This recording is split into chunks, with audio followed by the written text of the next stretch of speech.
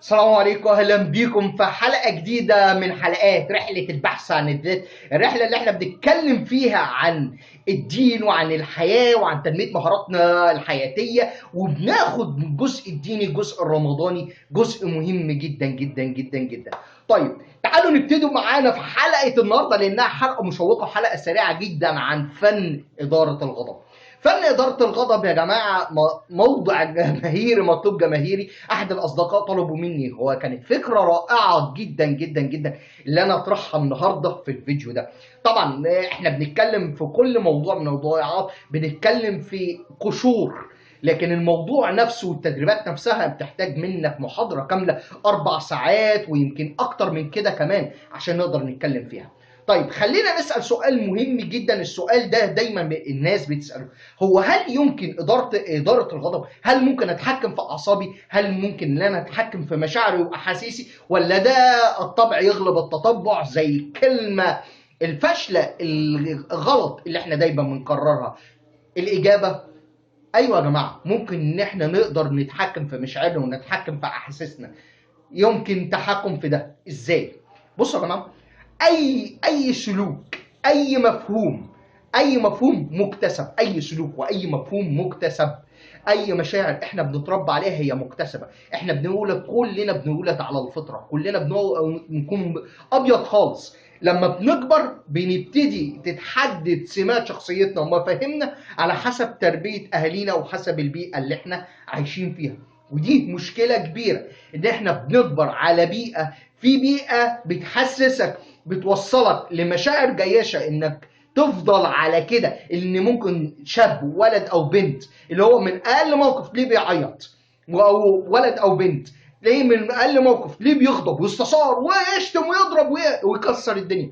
ايوه، ده بسبب سلوكيات نتيجة التربية ونتيجة البيئة اللي هو عايش فيها. طبعا احنا زي ما دايما ما بقول، احنا عايشين في اغلب بيئتنا العربيه، احنا بيئه توصلنا الامراض النفسيه والعصبيه، واللي احنا نحجز فرع في مستشفى المجانين. فربنا ييسر علينا ونطلع منها على خير. طيب، هل ممكن ان احنا نتحكم في ده؟ اكيد طبعا نتحكم في ده. ايه الدليل يا عم حسام؟ طبعا الدليل الديني ده اهم شيء. لما جه اعرابي راح للنبي، قال: رسول الله، قال اوصني. قال: لا تغضب. قال: اوصني. قال: لا تغضب. قال: اوصني. قال: لا تغضب. الفكره هنا النبي لما قال له ايه؟ هو عارف ان العرب زمان، او الاعراب زمان، كان عندهم الحميه، عندهم الشده، عندهم الاستثاره من اي حاجه وممكن يقتلوا فيها اي حد. فكان النبي قال له: اهدى، لا تغضب، اتعلم انك الاتزان. لما الغضب حماقه. طيب يا عم حسام، في دليل تاني؟ دليل من الواقع. احنا في رمضان، هات لي واحد كده في رمضان عصبي ومخنوق بيتضايق، ما بيحاولش هو يتحكم بنفسه في رمضان. يا ناس كتير. عشان كده النبي لما يقول لك ايه: اني صائم، قل اني امرئ صائم. ايه ده اني صائم؟ تلاقي حد بيزعلك، حد بيتخانق معاك: يا عم انا صايم، يا عم انا صايم النهارده. هتلاقي نفسك انك بتفوت كتير. ليه؟ عشان انت صايم. عشان ايه ده انت ممكن اهو بتتحكم في مشاعرك وتتحكم في انفعالاتك. ممكن نتحكم في مشاعرنا وانفعالاتنا، والدليل اللي احنا بنعمله في رمضان من تحكماتنا وسيطرتنا يعني زي ما احنا ما بنقول، بنعصر على نفسنا ليمونه عشان ما نزعلش، عشان ما نغضبش، عشان لما بنيجي بنتكلم دي بتبقى كارثه سوداء. طيب يا عم حسام، انا دلوقتي عندي ده، عايز ابطل عصبيه، عايز ابطلها بشكل تام. خلينا نمسك اول جزئيه واحده واحده في الخطوات العمليه لفن اداره الغضب. اول نقطه في فن اداره الغضب: لازم تحكم عقلك وليس مشاعرك. بمعنى ايه؟ يعني اي موقف يحصل مهما كان هو الموقف ده ايه، انت لازم تفكر بدماغك: يا ترى الموقف ده صح ولا غلط؟ طب الموقف ده محتاج ان انا فيه اتعصب، وانهي نوع من العصبيه، انهي نوع من الغضب؟ في غضب اللي انا اظهره بتعبيرات جسمي ووشي، وفي غضب بيبان في طريقه كلامي. يعني ممكن ابرق غضب، ابان ان انا غضبان وشي احمر، ابان بالغضب. يبقى انا كده زعلت، يبقى انا غضب. وممكن ان انا احول طريق كلام. ايه لازم مكانك، انت ما تعملش كذا، انت ما تعملش كذا. ده نوع من انواع التعبير عن الغضب. طيب، يبقى اول حاجه لازم اقيم الموقف الاول، هل الموقف يستحق ولا لا يستحق؟ هل الموقف ده هيوصلني ازاي؟ النقطه الثانيه بعد ما قيمت الموقف هبتدي افكر في حلول للموقف نفسه. اصل الغضب لمجرد الغضب، ما احنا قلنا ان الغضب حماقه. طب ازاي؟ لازم افكر ايه الحلول، ايه الحل. مش هقدر ازعق واشتم واضرب واكسر وفي الاخر انا ما جبتش حل. طب ايه الحل؟ ايه بعد الحل؟ بعد الشتيمه والتهزيق والضرب، وممكن توصل للقتل كمان بسبب ده. يبقى لازم اغير طريقه، اشغل دماغي. رقم اتنين برضه في العقليه، اغير طريقه تفكيري. ازاي؟ يا جماعة لازم نتقبل فكرة مهمة جدا جدا جدا، ألا وإن الآخرين مختلفين عننا. الآخرين مختلفين عننا، والله مختلفين في أفكارهم وفي مفاهيمهم وفي كل حاجة. إحنا مختلفين عنهم، فهم ممكن يعملوا حاجات هم شايفينها عادية، أنا شايف عندي اللي هي ما تنفعش، هي غلط. فاروح جاي مستثار عليها. طب هو مش فاهم انت بتغضب ليه، انت بتزعل ليه. زي الناس اللي مثلا انت هنا في مجتمع شرقي، تروح في مجتمع غربي تلاقي هم بيعملوا حاجات غير اللي انت كنت متعود عليها هنا في بلدك في مجتمعك الشرقي. زي مثلا انت بتنزل، انت دلوقتي، انا مشغول دلوقتي. ما انتباه ليه يا عم الحاج؟ يا عم بقول لك انا مشغول. فالفكره كلها انت لازم تحط نفسك تتقبل فكرة ان الناس مختلفين، ان افكارهم مختلفة، ان مفاهيمهم مختلفة. ودي نقطة مهمة جدا جدا جدا جدا علشان تقدر تقيم الصورة كاملة وما تتعصبش على الفاضي وعلى المليان. لانك انا هاجي لها دلوقتي ايه نتائج العصبية وايه نتائج الغضب اللي بنوصل له. فدي النقطة الثانية، انك تغير من طريقة تفكيرك ومفاهيمك. النقطة الثالثة، تدي وقت لنفسك، ادي فرصة، ادي لنفسك وقت انك تفكر. يا جماعة ادوا وقت لنفسكم انك تفكروا. ازاي؟ ادي نفسك وقت. وعشان ده يحصل، عشان تدي نفسك وقت وعلشان نقط تانية، انت لازم تقف قدام نقطة مهمة قوي لازم نعرفها يا جماعة، يا بشر، يا خلق، يا هو. إدارة الغضب هي مهارة من ضمن المهارات المكتسبة. التحكم والسيطرة على الذات مهارة من ضمن المهارات اللي ممكن نتدرب عليها عادي جدا جدا جدا ونكتسبها ونقدر ان احنا نستريح بيها. ازاي؟ زي ما بقول لك حضرتك كده ان احنا بنعمل ده، وهقول لك هي بتطبق ازاي. بس خليني اكمل معاك النقط دي الاول.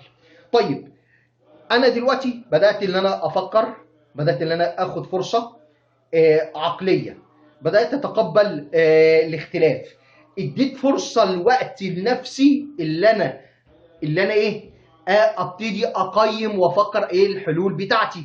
رقم 4، حسيت إن أنا بدأت أغضب، أغير طريقة، أغير تعبيرات جسمي بقى، أغير وضعيتي. بمعنى إيه؟ لو كنت قاعد هقوم، وكنت قايم هقف، أو أغسل وشي. إحنا لما حد بيغضب نقول ايه؟ استهدى بالله، صلى على النبي كده واستهدى بالله. ايوه، هو ده بالظبط، انك تذكر الله. لان الغضب من الشيطان. الشيطان بينفخ فيك، بينفخ عشان تستثار غضبا. فلما تغضب فانت ترتكب معاصي وذنوب، فايه يكون هو اللي كسب. فانت نكمل حديث النبي بقى هنا. فسألوا العربي يا رسول الله وإذا غضبت؟ قال إن كنت جالسا فقم، وكنت قائما فاجلس، والأفضل أن تتوضأ. الفكرة كلها فين؟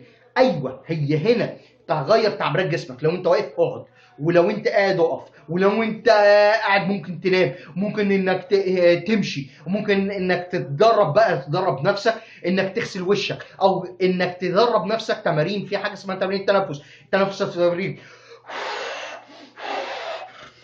حسيت انك متضايق مخنوق، اعمل كده، انزل اعمل اي تمارين رياضيه، اذكر ربنا، فكر، اعمل اي حاجه، امسك، ممكن تاكل لبانه، ممكن تأزز لب، ممكن انك في اللي هي في كره كده صغيره بتاعه الغضب، ممكن انك تعملها تخلص فيها الغضب بتاعك. يبقى دي نقطه كمان. عشان تدرب نفسك فيها لازم تكون بتمارس رياضه، لازم تمارس رياضه، لازم تكون متعود على ذكر الله. يعني ممارسه الرياضه وذكر الله دول اساسيات من في اداره الغضب. معاها التنفس التفريغي، معاها طريقه التفكير، انك تقرا وانك تتعلم اكتر عشان تيجي حلول اكتر في دماغك. حاجه كمان انك بتدرب نفسك، وهنا هنقف عند الجزئيه اللي انا لسه قايلها من شويه، الا وهي اكتساب المهاره. يا جماعه اي اكتساب مهاره في الدنيا محتاجه منك انك اول حاجه تقرا عنها وانك تتعلمها، تقرا كتب، تحضر محاضرات، تشوف فيديوهات زي الفيديوهات دي، ماشي. بعدها انك تطبق السلوك ده على نفسك، انك تطبقه. بعد كده وانت بعد ما تطبق انت بتقيم هل التطبيق اللي انت عملته ده صح ولا غلط، ولا في فجوات وفي حاجات. بعد ما بتطبق وبعد كده بيجي مرحله بعد كده بتعدل، وبعد كده بتطبق تاني، عشان تيجي اهم مرحله واخر مرحله من المراحل دي الاستمراريه. انك نستمر عليه، انك ما تسمحش لحد اللي هو يزعلك، ما تسمحش لحد اللي هو يثير الغضب على بالنسبه لك، لان في ناس بتستمتع وتتلذذ، تستمتع وتتلذذ انها تثير الغضب عند الاخرين. ازاي بقى؟ اللي هو شايفك بتكسر الدنيا، ياه هو متكيف كده، هو فرحان وسعيد ومبسوط، وانت عمال شغال غضب وعمال تشتمه، وهو استمر. يا غضبك ده بالنسبه لي ده نغم، دي اغاني.